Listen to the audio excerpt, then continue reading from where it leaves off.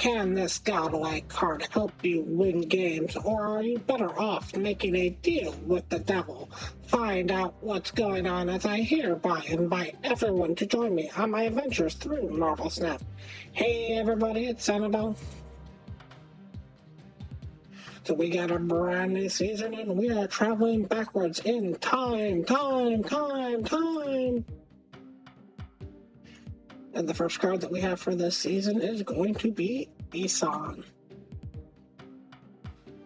Eson is a member of the Celestials. It has the mission to travel the universe and find new planets and species and study them to find out if their planets can support a seed survival in order to help the celestial race survive as a species.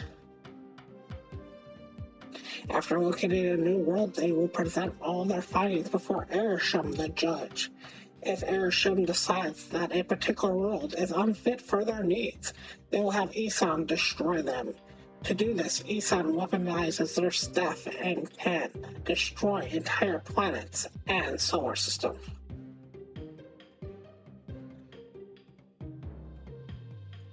Eson was among the first celestial hosts that visited Earth. As a member of the celestial race, they have long since evolved past needing a physical body. The celestials reproduce by impregnating a planet with their essence, which in time turns into an infant celestial. In order to protect this infant celestial as it is growing, their species will genetically modify the people of that said world, greatly enhancing their evolutionary potential and imbuing them with a certain level of aggression. Eson is a nigh omnipotent and mysterious space god who possesses the ability to generate an energy blast from his staff that can break any world into nothing but atoms. They are responsible for the Earth, and they visit every few thousand years to observe, analyze, and help pass judgment on this planet and its species. They are responsible for testing the stability of genes and life forms as they are evolving, and they have sent many various life forms from many various worlds through tests to see what they can become. Eson sees all living things not from his race as expendable test subjects to be used for a short time, then tossed away. And when it comes to those that do belong to his race, he is still ruthless, with little regards for anybody who gets in their way. It is known by many that they are far stronger than any other being in the universe so far. They are able to manipulate and create matter on a molecular level, and are also large and physically strong, making them a force to be reckoned with. Eson is an extremely powerful godlike being possessing incalculable levels of strength, durability, speed, and energy projection. They are also enormous in stature, being larger than some mountains. They can manipulate reality, control vast levels of energy, and rearrange matter. They can teleport themselves or large objects across broad distances, are capable of withstanding earth-shattering blows or greater, and if they are harmed, they will regenerate instantaneously. Eson is a celestial who helps to bring creations to wherever they currently are. This is represented in Marvel Snap as at the end of each turn, they will bring a creation to wherever they currently are. So in Marvel Snap, what this character does is it is a 6-cost 10 power with the description of at the end of each and every turn while it is out on your board, not just in your hand, gotta be out on the field, it will put a created card, not just any card, but only a created card, from your hand to its current location. So, in my opinion, I feel that this is a 2-star card, and let me explain why I feel this is a 2-star card, because it's kind of a little skewed on why I feel this is a 2-star card. First of all, it's only a 2-star card by how I judge cards. When I judge a card, I judge it as though you are only Series 3 complete.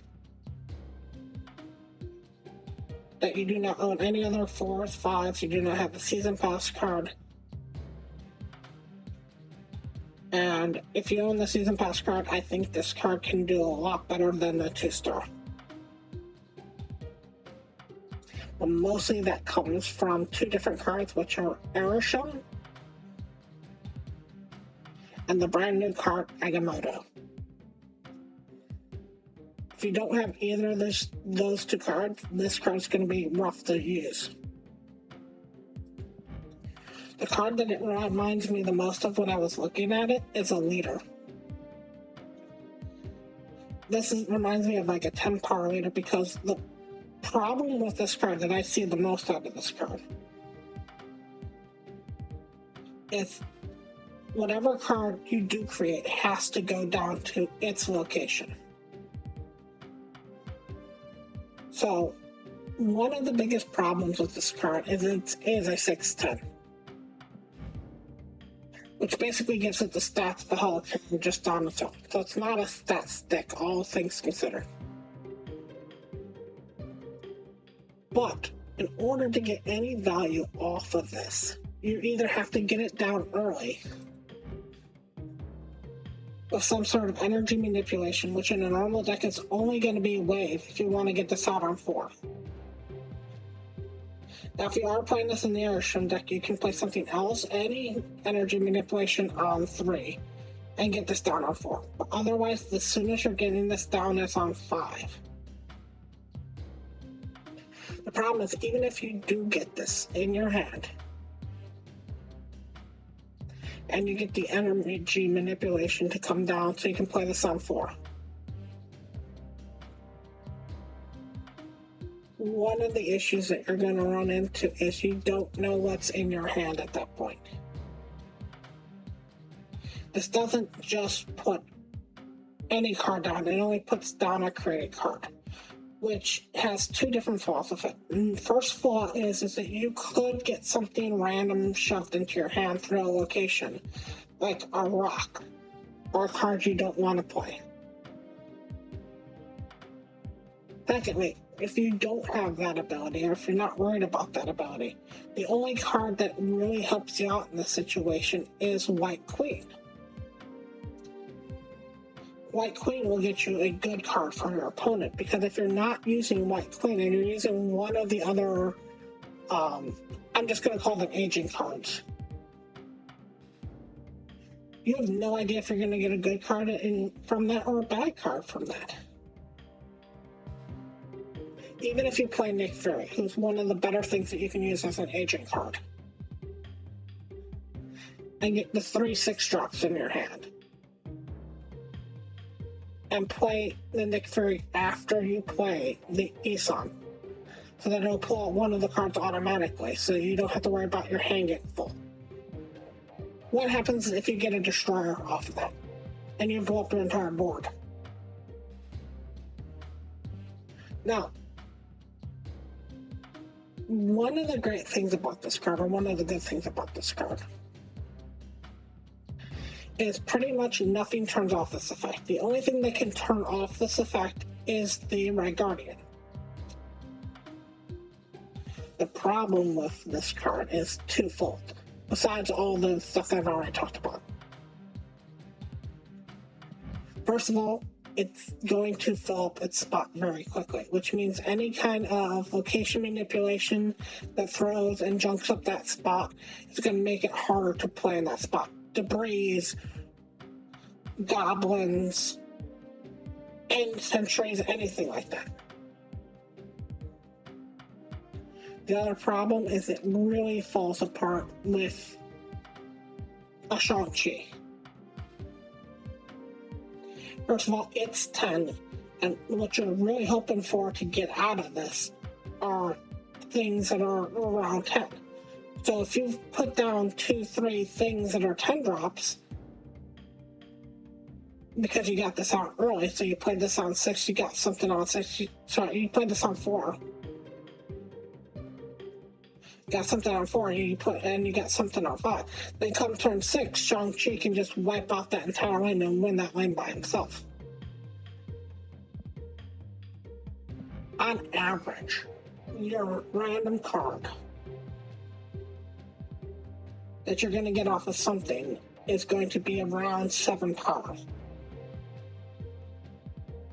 So even if you get this down as early as you can and get all 3 slots filled with this, you're looking at 31. Now, while 31 is a ridiculously powerful spike, and marvelous that, there are many cards that can go over 31 in a location. I will give the biggest caveat that if you do put Agamotto in your deck, there is not a single card that Agamotto can put down that is not good with this. But that's more the fact that Agamotto is broken than this card is good. Other than the Eson this time around,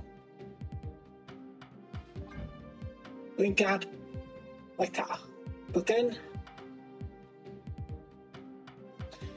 and Wicca, or Wiccan, depending on how you say it, is a decently good card. It's a card that creates its own archetype. If you are playing a Wicca deck, you are playing a Wicca deck. There is no card that you can pull out and replace Wicca with, because it's like saying, what do you pull out of a Phoenix deck? Nothing, because it's called a Phoenix deck because it's playing the Phoenix Force. The other card that you're looking at is Beta Ray Bill. Beta Ray Bill just sucks. Now, I will note that the Eson can get the hammer from Beta Ray Bill, but that doesn't make Beta Ray any better, because you still have to draw the hammer. I'll be 100% honest with you. I do not think in any way, shape, or form that if Beta Ray Bill and Thor, to a lesser degree, put the hammer in your hand, if that would really make either of those cards go to the moon. They'd be playable at that point, but I don't think they'd be broken. So you're really hoping for maybe the Eson if you want to try it out. But I think the card that you may be looking for this time around would be this card. And to a certain degree, Beta Ray Bill is kind of your booby prize. Alright, let's see what we get in our box today, because this is what I do for content. Box is nice. The card I kind of wanted to try out, wanted to play, so this Friday I'll be making a deck on Wicca. I want to thank you all so much for watching, and as always, remember, play for fun.